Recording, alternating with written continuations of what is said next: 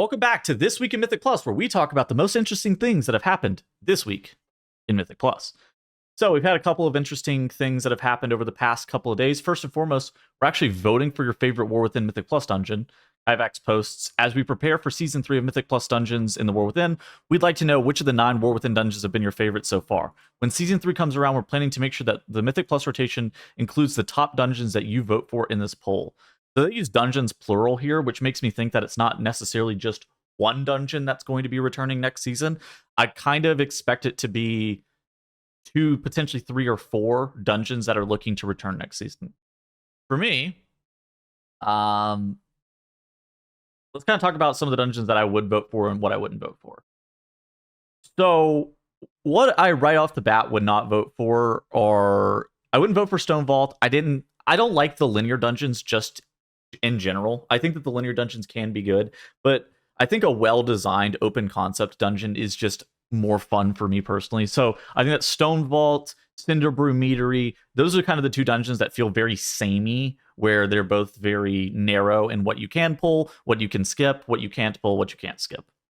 And so I wouldn't vote for Stone Vault or Cinderbrew Meadery. I think that both those dungeons are like okay, but I would never vote for them. I don't like City of Threads. I think that City of Threads, there's just something about it. The middle section, just in general, it was not particularly compelling for me as a player. Dark Flame Cleft, not in love with Dark Flame Cleft, and so that kind of leaves us with what? Arakara, Operation Floodgate, Priory of the Sacred Flame, and Dawnbreaker, and Rookery. I think that Rookery's all right. I think that Rookery is a little bit lower than some of these other dungeons would be for me. So I don't think I'd vote for Rookery either. Which leaves me with Arakara, Operation Floodgate, Priory, and Dawnbreaker. I probably wouldn't vote for Aura. I think that there are better dungeons than Arakara that are left here.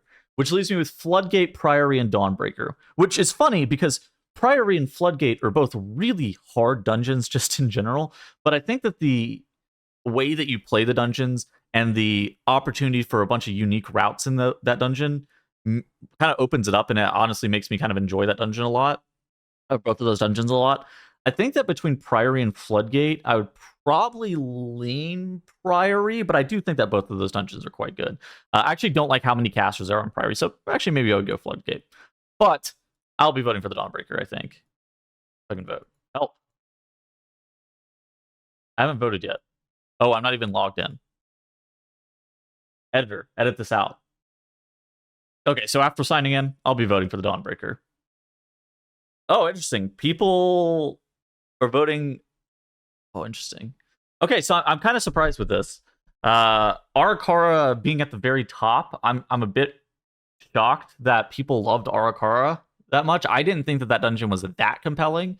I think it's maybe that Priory and Floodgate are getting a little bit deflated by the fact that they are current season dungeons. I'm surprised that people are voting for Priory and Operation Floodgate, though. I remember seeing some of the comments saying that they preferred the dungeons that were a little bit more narrow with what you can pull, and they didn't like the open concept dungeons just because they allowed for too much choice in some aspects. But it seems like the people who are voting have actually ended up voting for Priory, Operation Floodgate, and then Dawnbreaker. I like Dawnbreaker. I think the Dawnbreaker is a cool dungeon, and then Arakara at the top of the list. Honestly, if the dungeon pool next season consisted of like these top 4 dungeons, I would be pretty happy. Arakara, Dawnbreaker, Priory, Floodgate. That's kind of a banger setup. Okay, so now with a couple of weeks of data from this season, we've actually started to see some trends happening with some of the top performers in Mythic Plus, and we can kind of get a good feel for how specializations are performing. And I think now is probably a good time to revisit where I last left off on this tier list. So I made this tier list right before the season launched, and I honestly think that it was kinda close. I think that most of the specializations are around where they should be. Some of the specializations have received tuning since I made this list, and they've ended up, moving up or down a little bit. But I think that I was kind of close, and so we can kind of talk through some of the stuff that I would move with today's information. Starting at the very top, I'd probably move Sub Rogue and Feral Druid out of the A tier. I think that both these specializations are actually quite good, but I don't think that they live up to the A tier with the Fire Mage, the Unholy DK, the Ellie Shaman, the Moonkin. I do think, though, that I would move up the Ret Paladin. I think that Ret Paladin is an absolutely insane spec, and I would move up Enhancement Shaman. I think Enhancement Shaman is also crazy good. Ret Paladin's kind of interesting.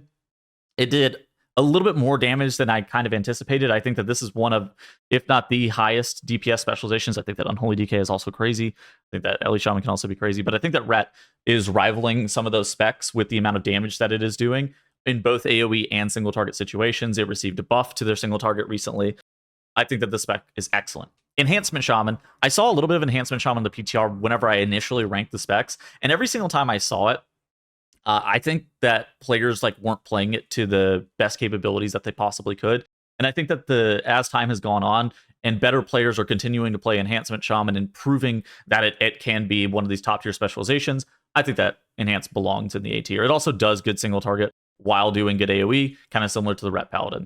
The rest of the stuff in A tier, it makes sense why it's in here. I mean, if you go and look at some of the data on all these specializations, Moonkin is the most popular specialization in the top 2,000 keys. Fire Mage is very popular. Unholy DK started off very small. We already had this in the A tier. I knew that the spec was going to be absolutely crazy, so it makes sense. And Ellie Shaman is starting to get a little bit bigger piece of the pie. So a lot of the specs that we're seeing in the A tier are some of the highest represented specs, and I think it makes sense to leave them here.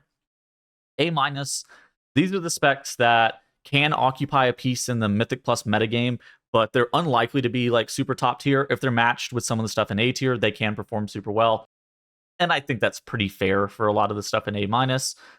I don't think I see necessarily anything here that needs to be moved down. Maybe the Warlock situation is kind of weird.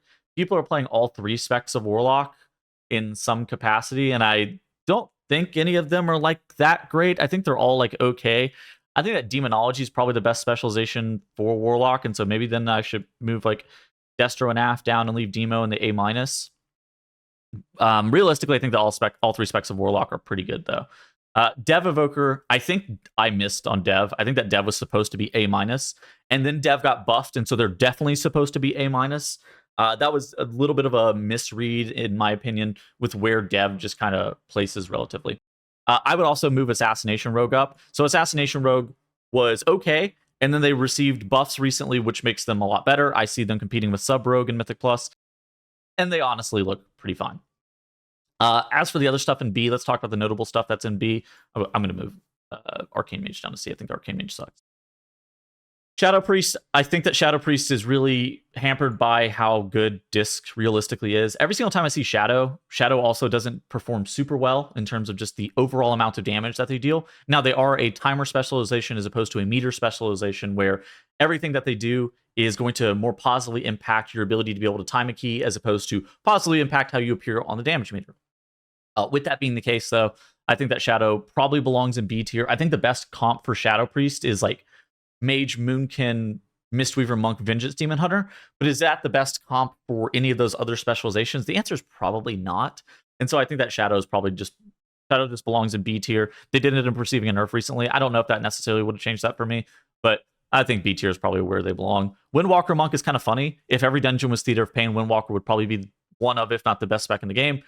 There's a lot of uncapped AoE dungeons this season with things like Cinderbrew Meadery. Priory of the Sacred Flame has some very large trash pulls that you do. The first pull of pretty much every single dungeon is 10, 15, 20 mobs. Like even the first pull of Workshop is like 20 mobs or something like that. And those are the points at which Windwalker Monk falls behind. Now, they are able to do good single target damage while they're in their Mythic Plus specialization, but I think whenever you're looking at all 8 dungeons, I think Windwalker just falls a little bit further behind some of the other specs. Fury is interesting. So one of the top groups in the world is actually playing a Fury Warrior. It's the Squish Vegan team, but I don't necessarily think that Fury is that good. I think that I'm going to move Fury down to C. I think that Arms is just better. The capped AoE, the target capping, I think it needs to change. I think that target capping specializations is really stupid. And notice how a bunch of these specs that I have in C right now are a bunch of target cap specs. It's one of those things that there's a reason that whenever Blizzard reworked a lot of the Dragonflight specializations, they added the possibility of them to be able to do single target while they're doing AoE or do priority damage while they're doing AoE. And the target capping, I think, is going to be a little bit brutal for some of the other specializations.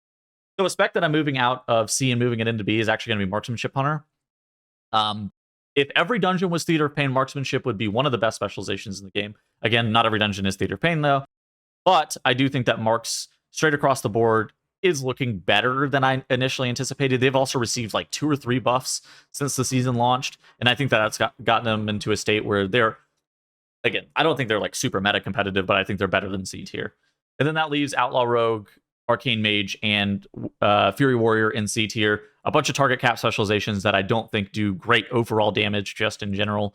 They're hard to find like a good composition that works for all of them. They are playing together with one of the top comps in the world. I mean, if we go to Raider.io real quick, you can actually see that Squish Vegan is consistently playing with an Outlaw Rogue and a Hunter.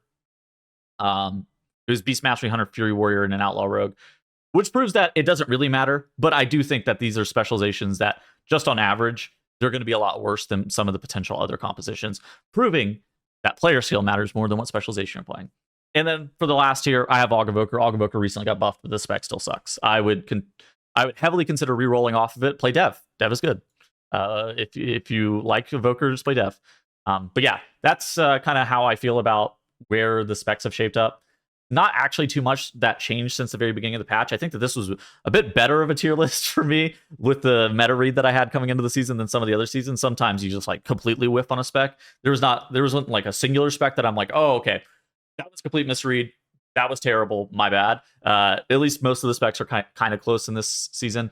But yeah, that's it. That's all I have for this week in Mythic Plus. And I'm excited to see what we have next week in Mythic Plus. Goodbye. Have a good day. Enjoy this week's dungeons. Hope you get big IO. 3K achievements there for you. I believe.